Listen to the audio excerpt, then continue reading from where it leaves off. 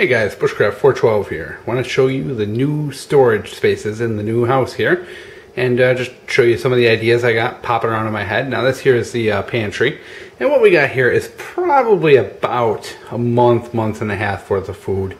There's only two of us, so we don't need a ton. As you can see, we got a lot of canned goods all the way back. This goes back pretty far. It's a pretty deep pantry. We have a lot of canned goods, a lot of beans. There's some rice mixed in here. Big things of peanut butter, a whole bunch of macaroni in the back. Big things of elbow macaroni and spaghetti, you name it. Down there you got some big bulk things of olive oil and protein powder, which is a real good supplement for if you ever, if we're in that situation, it'll be a good protein supplement to back up the cans and all that. So I just wanted to show you this. And this is just part of it.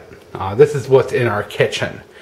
And when we moved, we actually cut down our food storage by a lot. We got rid of probably 75% of our canned goods.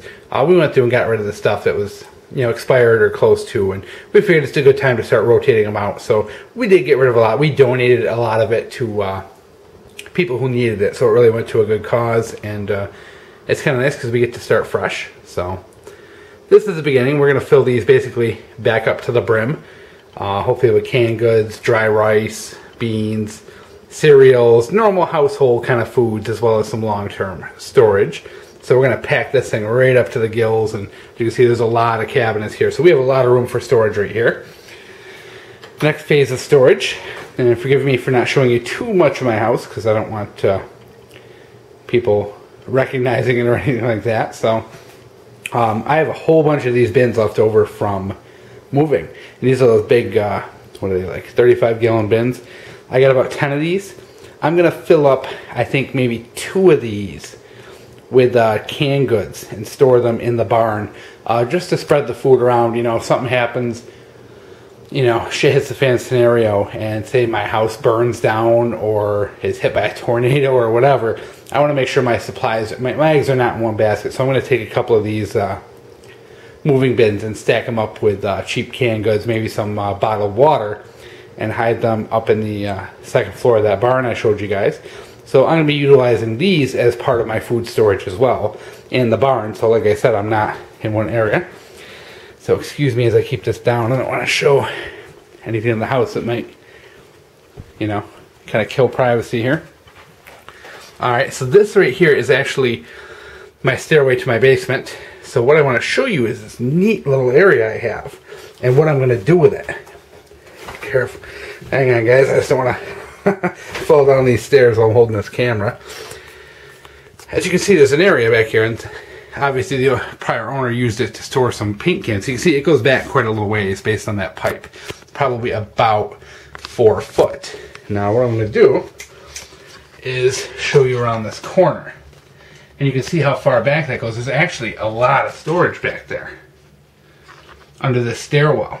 So what I'm going to do here is, here at this edge, I'm going to put in a fake wall that basically is going to go right along this wall and up to that corner and down. I'm going to put in a fake drywall panel. And behind that, I'm going to store, probably a good 6-7 cases of bottled water and probably a couple weeks worth of food. And I'm going to drywall it in behind there.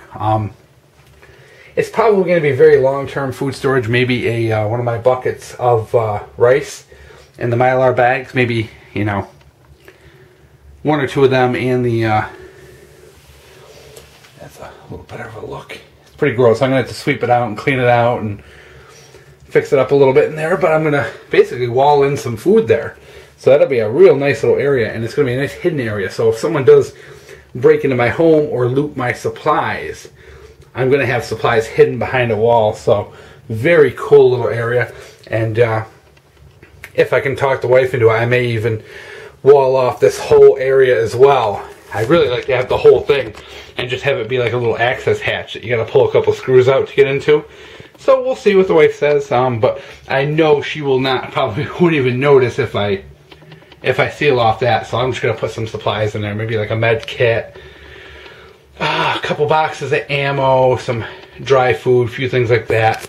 Stuff those puppies in there and seal them off, and check on them in 5 years. I just have to make sure they're really good seals on it so that there's no, you know, they're not going to fall to moisture, because it'll be, not that it'll be difficult, you just have to take a couple screws down to get in there, but I just don't want to ruin any food or you know, have some kind of an infestation of mice or something like that. But very neat little area, and it's really cool because this old house is loaded with all kinds of storage for this kind of thing, so it's really neat.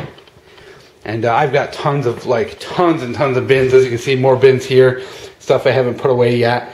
And these rope bins are actually going to end up being planters in the spring. And I've got a whole bunch of them around, so we're going to be using those to our benefit in the spring, along with these other ones. And we've got a lot of cabinet space, so we're going to be putting some more dry food and canned goods in the bottom of these, because we're not even using these. So we came from a really small apartment, and this is a really big upgrade, so we got a lot of room for storage. And as we move along and buy more and more, I'm going to show you and update you on the progress. Hope you enjoy.